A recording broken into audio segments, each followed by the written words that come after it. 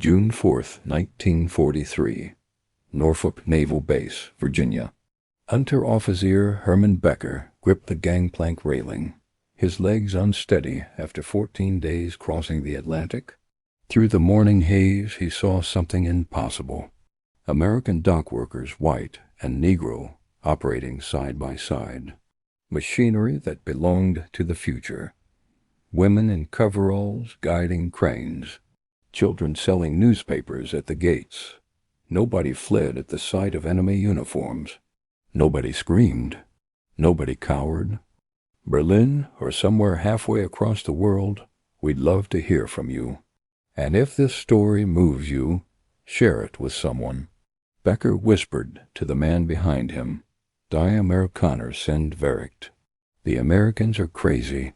He would later write in his memoir, published in Germany in 1952, that this moment shattered 3 years of Nazi propaganda in 3 seconds.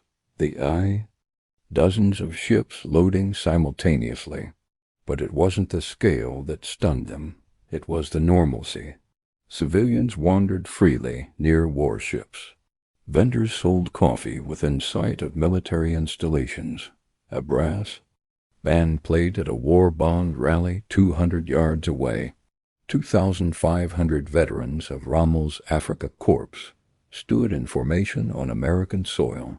The first major contingent of what would become. What they witnessed in the coming months would prove more destructive to Nazi ideology than any battlefield defeat.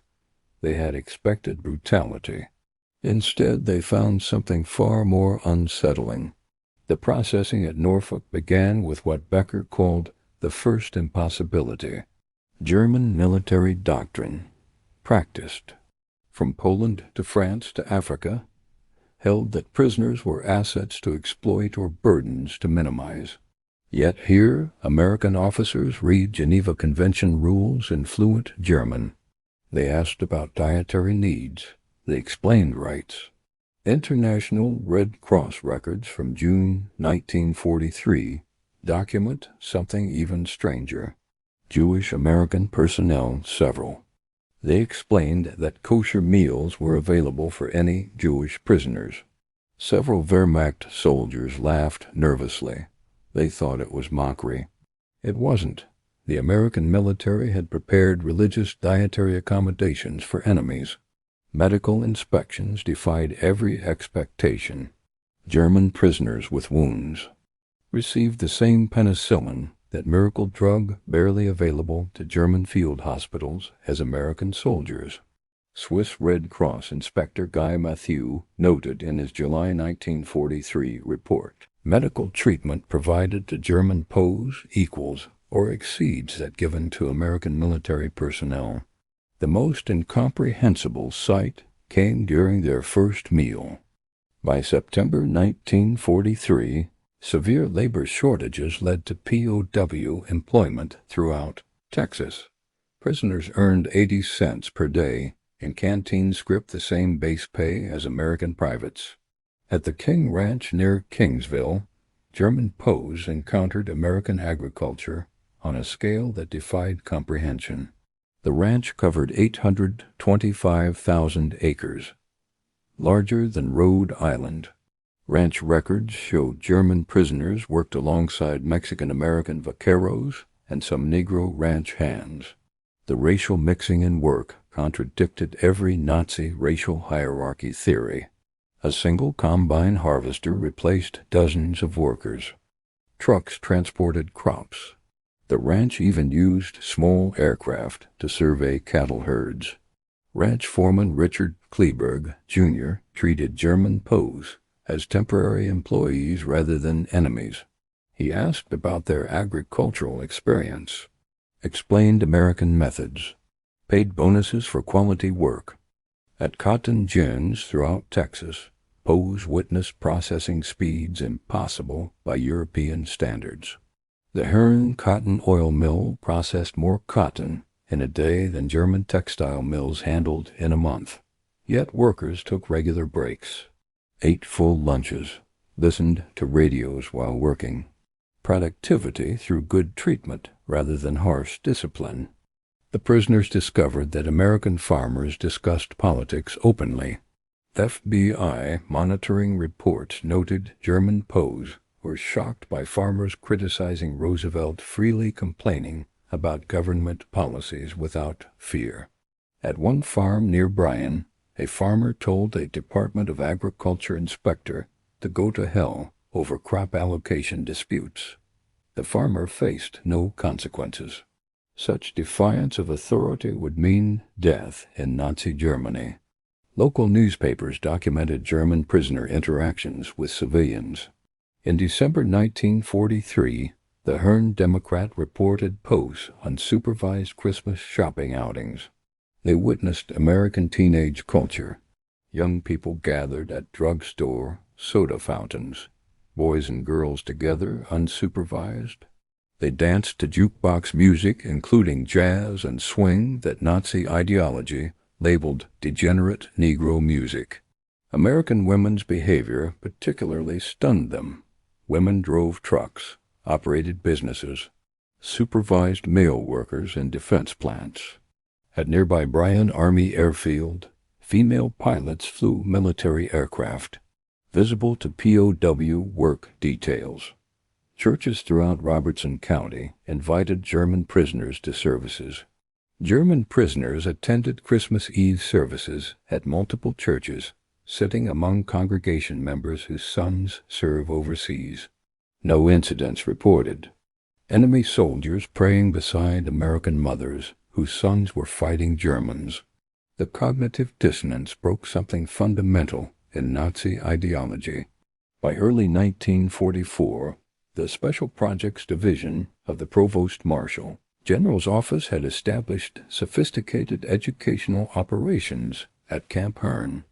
The camp library grew from 500 books to over 5,000 volumes.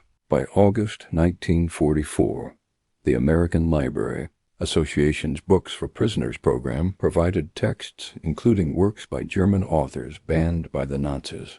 Thomas Mann's The Magic Mountain, Erich Maria Remarque's All Quiet on the Western Front, works by Jewish authors like Lion Feuchtwanger. A German POW could read books that would have meant death to possess in Nazi Germany. Sam Houston State Teachers College provided correspondence courses.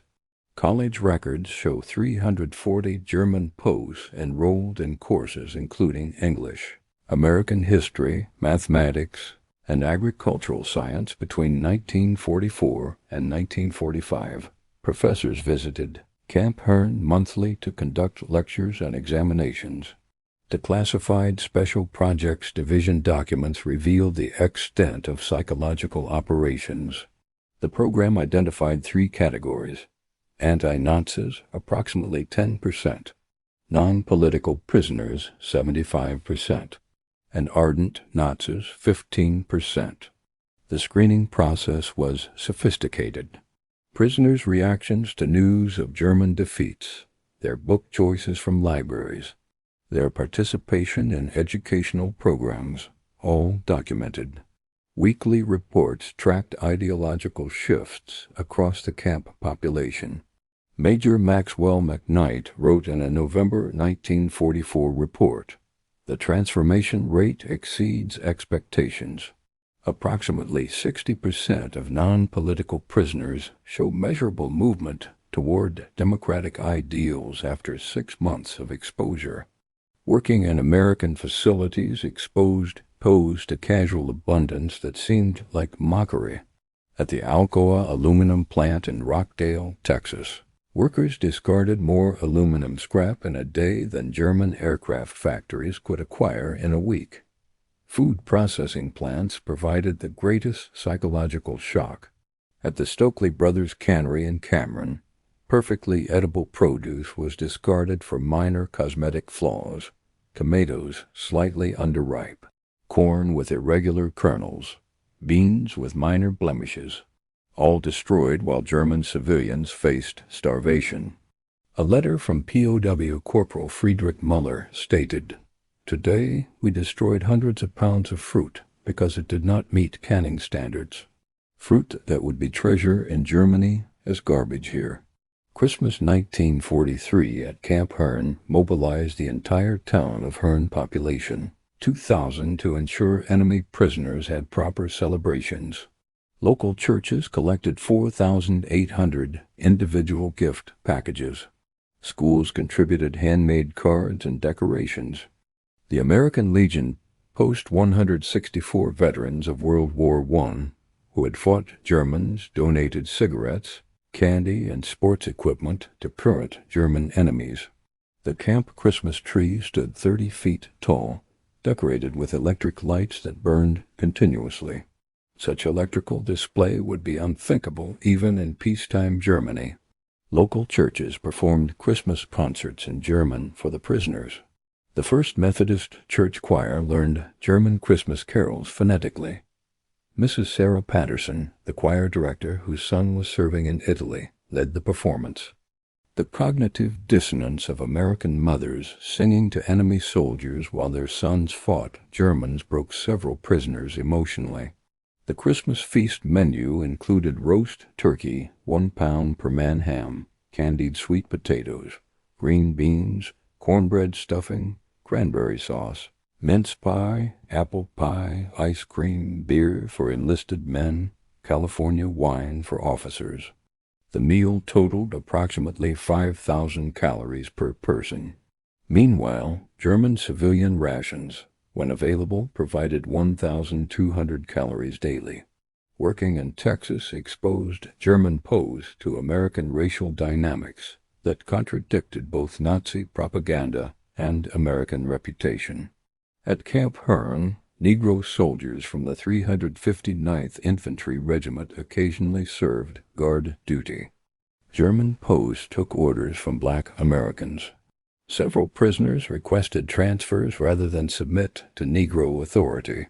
Requests denied. Yet prisoners also witnessed segregation's contradictions.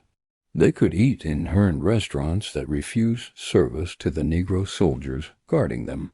German enemies had more social freedom than American citizens who happened to be black. This paradox scrambled ideological certainty. At agricultural work sites, prisoners worked alongside Mexican-American and Negro laborers.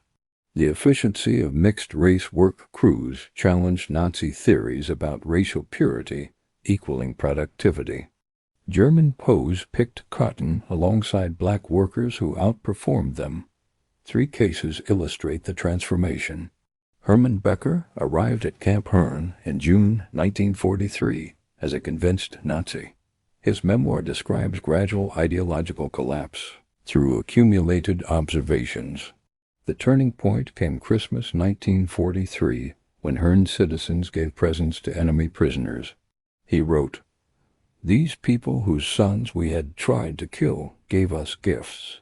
Their kindness wasn't weakness, but strength, the confidence of victors who knew they had already won, not just the war but the peace that would follow." Becker immigrated to America in 1953, became a citizen in 1958, and worked as an engineer for General Motors until retirement. Georg Gertner escaped from Camp Deming, New Mexico, in September 1945. Rather than fleeing the country, he chose to remain in America illegally. He married an American woman, raised children, worked as a tennis instructor in California.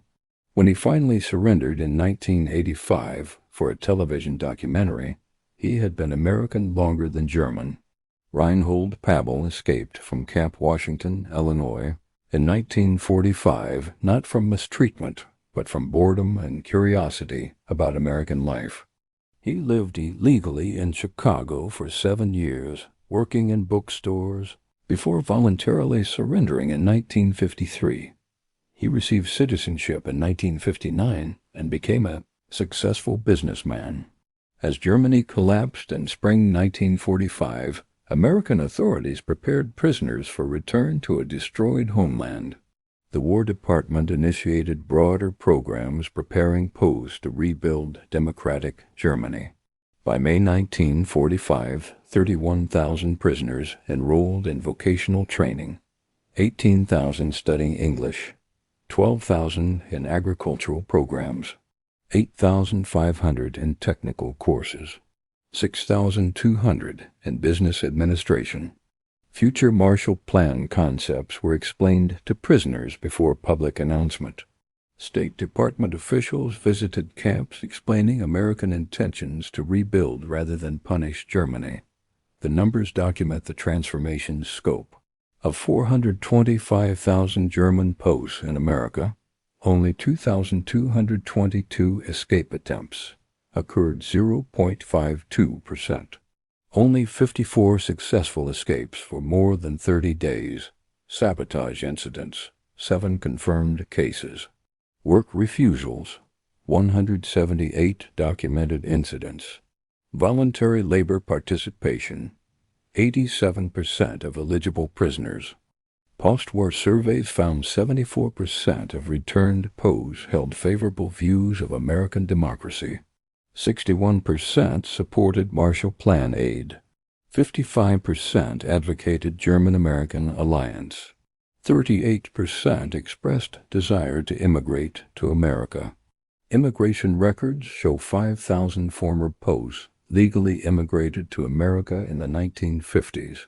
Naturalization records indicate 92% became citizens within the eligible time frame.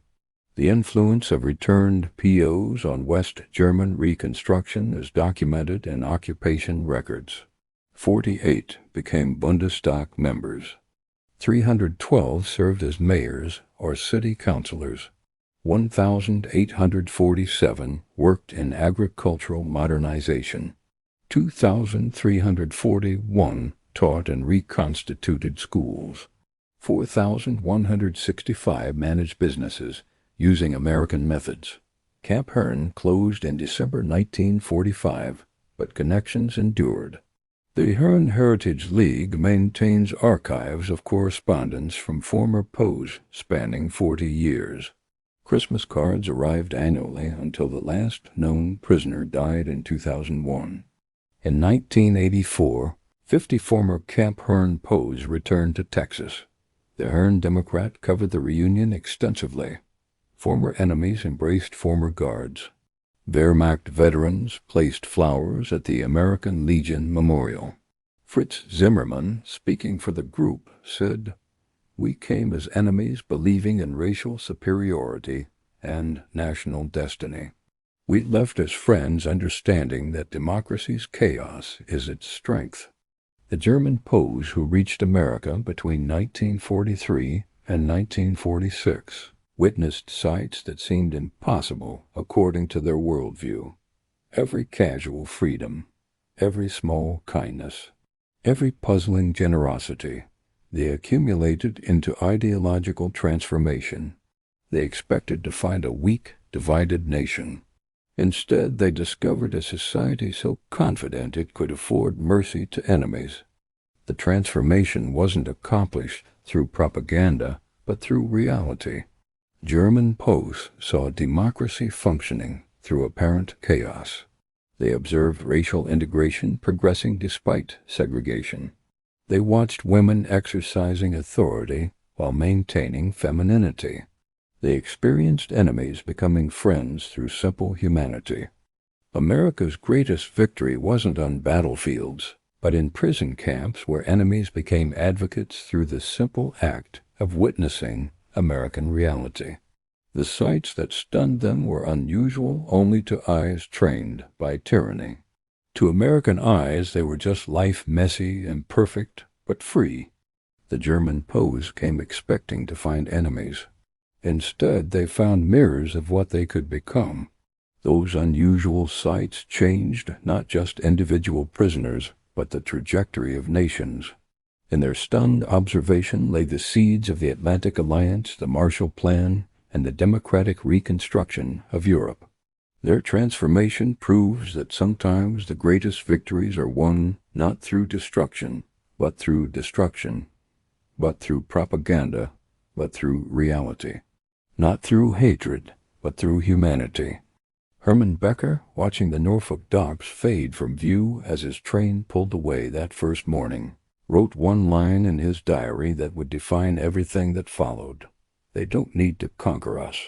They already have.